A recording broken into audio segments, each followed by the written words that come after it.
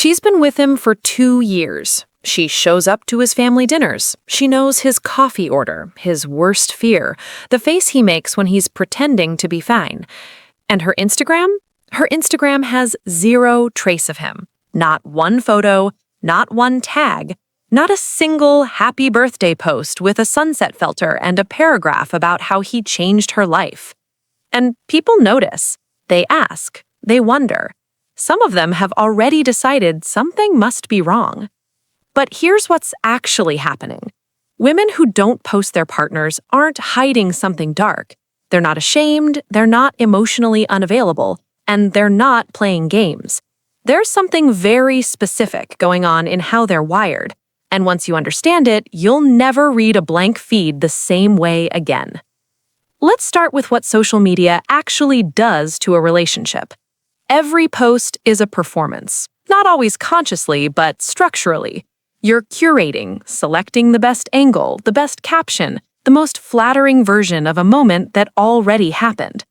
And for some women, something about that process feels fundamentally wrong when applied to the most intimate thing in their life. Psychologists call this the commodification effect. The moment you post a relationship, you're converting it into content, and content exists to be consumed, judged, and measured in likes. Women who refuse to do that aren't being mysterious. They're protecting something real from becoming a metric.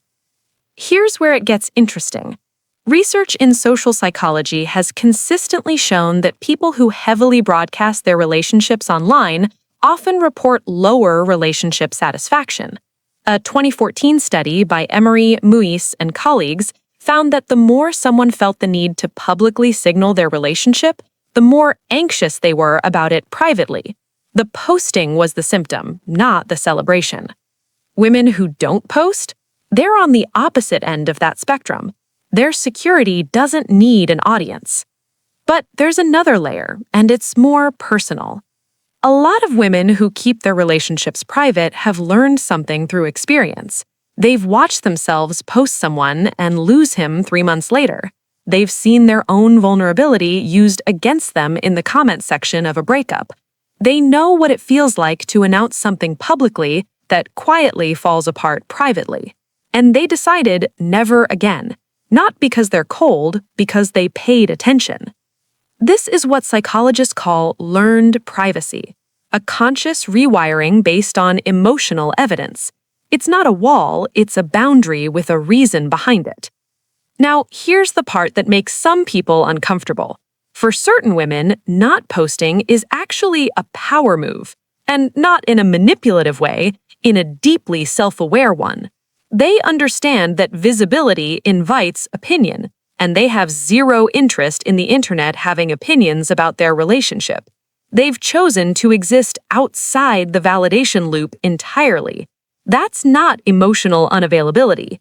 That's an extremely high standard for what gets to be real. And let's be honest about something else. Society tells women to perform their love publicly. The couples content, the matching Halloween costumes, the anniversary posts with timelines. There's enormous social pressure to prove your relationship exists by putting it on display. Women who opt out of that are quietly pushing back against a culture that has decided love isn't real unless it's visible. That's a radical thing to do quietly. But here's the honest caveat. Some women don't post their partner because something is genuinely off. Maybe the relationship isn't public ready for reasons that aren't healthy.